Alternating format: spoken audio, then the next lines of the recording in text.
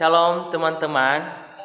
Pada video kali ini kita akan membahas tentang mata kuliah teologi sistematika, di mana mata kuliah ini termasuk mata kuliah yang sangat penting di kampus STT Anugerah Misi Nias Barat.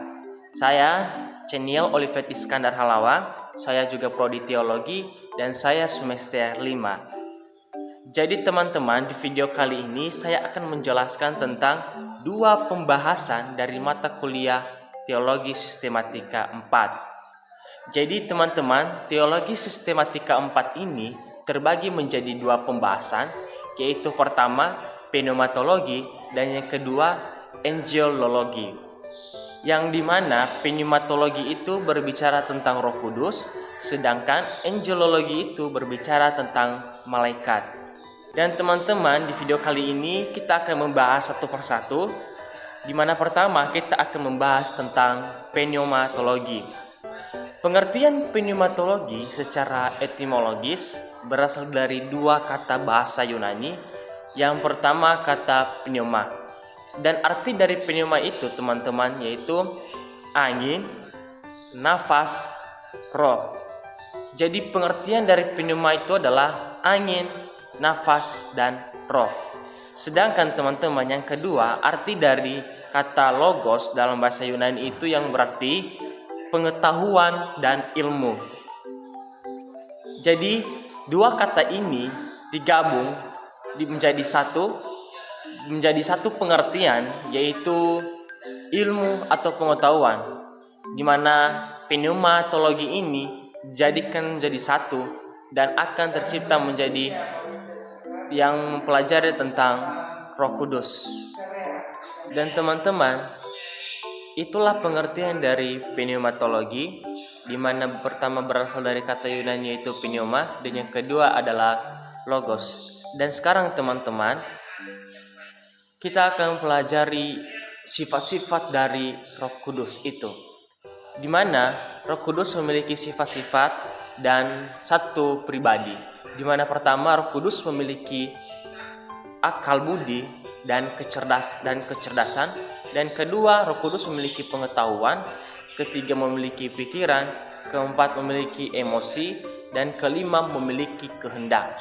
Di mana Roh Kudus itu teman-teman juga memiliki sifat yang dapat membuat dia memiliki satu pekerjaan seperti dalam doktrin Trinitas. Jadi teman-teman, dalam sifat Roh Kudus itu juga banyak yang seperti kita miliki sendiri. Kita juga memiliki akal budi, kecerdasan, pengetahuan, pikiran, emosi, dan juga kita memiliki hak dan kehendak. Dan teman-teman, kita mempelajari tentang Roh Kudus, kita juga mempelajari dari keilahiannya, di mana teman-teman, maksud dari keilahian ini adalah suatu nama yang membuat mereka memiliki pekerjaan atau jabatan, di mana keilahian ini disebut sebagai satu kata yang membuat objek tersebut memiliki kehendak dan memiliki pekerjaan yang luar biasa. Jadi teman-teman, karena Roh Kudus tidak dapat dipisah dari yang namanya doktrin Trinitas, di mana teman-teman, doktrin Trinitas ini adalah yang berbicara tentang pengetahuan Tritunggal antara Bapa, Anak, dan Roh Kudus, di mana mereka memiliki tiga pribadi tetapi satu esensi. Mereka memiliki pekerjaan yang berbeda-beda, di mana pekerjaan Bapa adalah sebagai pencipta, Anak sebagai penebus, dan Roh Kudus sebagai penginsaf dan sebagai penghibur. Tapi teman-teman, sifat dari Roh Kudus ini sangat banyak, karena merekalah yang lebih sering yang sering membangunkan kita dan sering membuat kita lebih paham bagaimana itu kebenaran. Jadi teman-teman, karena kita menyangkal akan salah satu, berarti penyangkalan itu akan terjadi kepada semua Trinitas, di mana kita berbicara tentang Bapa, Anak, dan Roh Kudus, di mana mereka tiga pribadi tapi satu esensi, yang esensinya itu disebut Allah. Dan selanjutnya teman-teman, dalam mempelajari Roh Kudus itu juga dikenal sebagai baptisan sebagai karya Roh Kudus, di mana baptisan ini, kalau kita berbicara tentang baptisan, banyak hal pengetahuan yang akan kita dapat. Dan baptisan ini juga bisa dikatakan sebagai tanda pertobatan kita sebagai umat percaya. Baptisan itu bisa dilakukan dan juga tidak bisa dilakukan. Jadi di mana teman-teman bahwa tergantung dari gereja dan organisasi di mana kita berada, apakah baptisan itu perlu ataupun tidak. Dan baptisan sebagai karya Roh Kudus ini teman-teman juga berbicara sebagai bahwa ini adalah untuk sebagai penghibur atau lebih memiliki pengetahuan bahwa kita mengetahui kebenaran dan kita akan bertobat. Di mana baptisan ini dalam Perjanjian Baru berbicara tentang karya Roh Kudus ini, di mana dipakai untuk menerangkan baptisan Roh Kudus, dibaptis dengan Roh Kudus, penuh dengan Roh Kudus, turunlah Roh Kudus ke atas semua orang. Itu adalah pengertian dari atau penyebutan baptisan adalah karya Roh Kudus di dalam Perjanjian Baru. Jadi teman-teman, memang Roh Kuduslah yang melahirkan kembali orang-orang yang percaya kepada Kristus. Orang dibaptis ke dalam tubuh Kristus. Dengan demikian, teman Roh Kudus ada pada tiap-tiap orang Kristen yang sungguh-sungguh percaya akan Tuhan Yesus. Jadi teman-teman, pengertian atau pembahasan dari pneumatologi itu memang sangatlah mudah. Hanya saja bagaimana kita mempelajari tentang sifat-sifat Roh Kudus, pelayanan-pelayanan yang dituntut oleh Roh Kudus itu memiliki suatu hal yang sangat besar. Jadi teman-teman, Roh Kudus itu adalah satu bagian dari Trinitas yang dimana Bapa, Anak, dan Roh Kudus. Dan Roh Kudus itu juga bercampur tangan dan berkarya di dalam baptisan. Jadi itu teman-teman pengertian dari dan pembahasan mengenai tentang pneumatologi, yaitu tentang Roh Kudus atau ilmu yang mempelajari tentang Roh Kudus. Baik teman-teman, dan sekarang kita akan membahas tentang angelologi. Mungkin angelologi ini kita bisa dapat memahami hanya dengan menyebutkan nama angel, karena pasti akan berbicara tentang malaikat. Jadi kita akan membahas tentang angelologi ini, di mana teman-teman secara etimologis kata angelologi berasal dari dua istilah Yunani, yaitu angelos yang berarti utusan atau malaikat, dan logos yang berarti ilmu. Jadi teman-teman, kalau kita gabung menjadi satu, bahwa angelologi ini adalah ilmu yang mempelajari tentang malaikat. Istilah Alkitab Perjanjian Lama dan Perjanjian Baru tentang malaikat itu di mana dalam Perjanjian Lama kata malaikat dalam bahasa Ibrani yaitu malak yang berarti utusan, dan sedangkan dalam Perjanjian Baru dalam bahasa Yunani angelos. Namun teman-teman, yang menjadi perbedaannya yaitu kata ini dalam Perjanjian Baru ini, kata ini ditunjuk untuk manusia sebanyak 6 kali. Jadi teman-teman, sekarang kita akan mempelajari tentang asal mula dari malaikat. Mungkin kita bertanya-tanya, dari mana sih malaikat itu sebenarnya? Apakah dari orang mati? Apakah dari kita yang sudah meninggal?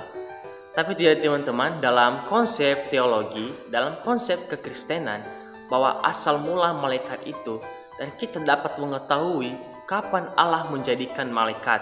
Dalam Ayub pasal 38 ayat 7, malaikat-malaikat disebut bintang fajar dan anak Allah. Malaikat-malaikat dijadikan pada saat Ia menciptakan langit dan bumi. Kita bisa melihat itu dalam Kejadian pasal 1 ayat 1 dan Ayub pasal 38 ayat 4 sampai 7. Dan mungkin teman-teman, sebelum dunia ini dijadikan, dalam Kolose pasal 1 ayat 16 dikemukakan bahwa mereka itu diciptakan oleh Allah dan untuk Dia. Di mana teman-teman, malaikat-malaikat tidak sama dengan manusia. Mereka lebih memiliki kuasa atau mereka lebih berkuasa dan lebih berpengetahuan daripada manusia. Yaitu manusia dalam keadaannya sekarang kita bisa melihat dalam Mazmur pasal 86, dan Ibrani pasal 2 ayat 6 sampai 7. Jadi teman-teman, dari situlah datangnya malaikat, dan malaikat itu adalah penciptaan atau mereka adalah ciptaan dari Allah, di mana ketika Allah menciptakan bumi, mereka sudah diciptakan oleh Allah, yaitu kita bisa melihat dalam kekristenan, dalam firman Tuhan, dalam Alkitab, bahwa malaikat itu diciptakan dan mereka itu bersama-sama diciptakan ketika Allah menciptakan bumi. Dan teman-teman, bahwa malaikat itu pertama yaitu adalah malaikat Lucifer, tetapi ia telah jatuh oleh karena kesombongannya, oleh karena dia ingin menyamai seperti Allah. Jadi teman-teman, bahwa asal mula dari malaikat itu adalah mereka juga seperti manusia, mereka diciptakan oleh Allah, hanya saja manusia berbeda dan malaikat juga berbeda, di mana malaikat juga lebih berkuasa dari manusia, karena mereka adalah dipekerjakan Allah dan itu untuk dia. Jadi teman-teman, pekerjaan malaikat, di mana Tuhan memberi satu tugas kepada malaikat-malaikat, di mana yaitu tugas mereka itu untuk menolong, melaksanakan kehendak Allah bagi orang-orang yang saleh atau orang-orang yang percaya. Dan juga teman-teman, malaikat juga memang dikehendaki Tuhan untuk menugaskan mereka bukan hanya dengan orang-orang yang saleh, tetapi juga kepada orang-orang yang jahat. Taurat diberikan dengan perantara malaikat. Kita bisa melihat dalam Kisah Para Rasul pasal 7 ayat 53 dan Galatia pasal 3 ayat 19, dan juga dalam Ibrani pasal 2 ayat 2, di mana malaikat memimpin hal-hal yang berhubungan dengan kerajaan-kerajaan dan negara-negara. Malaikat-malaikat menolong, memelihara orang saleh. Malaikat juga bertugas menjagai anak-anak seperti kita sebagai orang percaya, dan malaikat membawa hamba-hamba Allah ke surga dan akan menyertai dia. Malaikat juga akan melaksanakan bahwa malaikat juga akan menghimpun semua atau menuntun dan menghimpun semua umat pilihan Allah. Dan teman-teman, selanjutnya bahwa dalam pembahasan kita tentang angelologi ini, kita akan membahas tentang natur dan atribut Allah. Di mana teman-teman, malaikat juga memiliki natur dan atribut, di mana natur itu adalah pribadi mereka sendiri, bagaimana mereka bekerja dan apa untuk mereka diciptakan, apa untung mereka diciptakan. Jadi teman-teman, natur dan atribut malaikat ini pertama, di mana yaitu malaikat adalah keberadaan yang bersifat roh. Seperti kalau kita lihat teman-teman, bahwa kita pernah melihat dalam sebuah video, dalam sebuah film, bagaimana malaikat itu. Terkadang malaikat itu tidak bisa kita lihat, tetapi kita bisa merasakan, karena mereka adalah bersifat roh. Mereka bersifat sebagai satu pribadi yang kita tidak bisa melihat secara kasat mata. Dan teman-teman, natur dan atribut malaikat itu yang kedua, yaitu malaikat adalah makhluk ciptaan, di mana pemazmur menyerukan agar semua alam semesta memuji Allah atas ciptaannya bersama dengan semua makhluk surgawi yang lain, yaitu malaikat yang diciptakan alam. Karena teman-teman, malaikat adalah juga sebagai makhluk surgawi, mereka adalah makhluk ciptaan Allah yang Dia ciptakan untuk memuji Dia, untuk menyembah Dia di atas kerajaan surga, dan itu Dia pekerjakan untuk Dia sendiri, untuk menggenapi setiap kehendak-kehendaknya dalam menyampaikan kepada setiap umat manusia. Dan ketiga, teman-teman, natur dan atribut Allah itu yaitu diciptakan secara serentak dan tidak terhitung jumlahnya. Wow, memang kalau kita berkata-kata bagaimana sih malaikat itu sebenarnya ketika dia diciptakan. Tetapi dalam pengertian, di dalam pembahasan kita tentang angelologi ini, bahwa malaikat itu diciptakan serentak dan tidak terhitung jumlahnya, bahkan sangat banyak teman-teman. Dan di mana pernyataan tentang penciptaan kita bisa melihat di dalam Kolose pasal 1 ayat 16, bahwa menunjuk pada pekerjaan yang terjadi hanya satu kali, tindakan penciptaan malaikat tidak berlangsung lama karena malaikat tidak mampu untuk beranak cucu. Jadi teman-teman, kita bisa melihat bahwa malaikat tidak bisa seperti manusia. Manusia bisa beranak cucu, bisa memiliki keturunan. Tetapi kenapa Allah menciptakan malaikat secara serentak? Karena malaikat itu tidak beranak cucu. Jadi karena malaikat tidak mampu beranak cucu, jumlah mereka tidak berubah dan jumlah mereka dalam penciptaan beribu-ribu. Jadi teman-teman, kita bisa melihat dalam Ibrani pasal 12 ayat 22, di mana meskipun dalam bahasa Yunani menggunakan kata muriashin secara literal berarti 10.000, namun di sini berarti ribuan yang tidak terhitung. Dalam Wahyu pasal 5 ayat 11, di mana penggunaannya tidak terhitung. Dan teman-teman, keempat, di mana natur dan atribut malaikat itu memiliki utusan lebih dari tinggi dari manusia. Di mana teman-teman, para malaikat tidak tunduk pada keterbatasan manusia, khususnya karena mereka tidak dapat mati. Kita bisa melihat dalam Lukas pasal 20 ayat 36, di mana para malaikat lebih berhikmat dari manusia. Dan 2 Samuel pasal 14 ayat 20, namun tetap terbatas. Walaupun mereka lebih berhikmat dari manusia, tapi juga mereka tetap terbatas. Namun kekuasaan mereka tetap terbatas. Dalam Daniel pasal 10 ayat 13, namun mereka memiliki keterbatasan yang dibandingkan dengan manusia.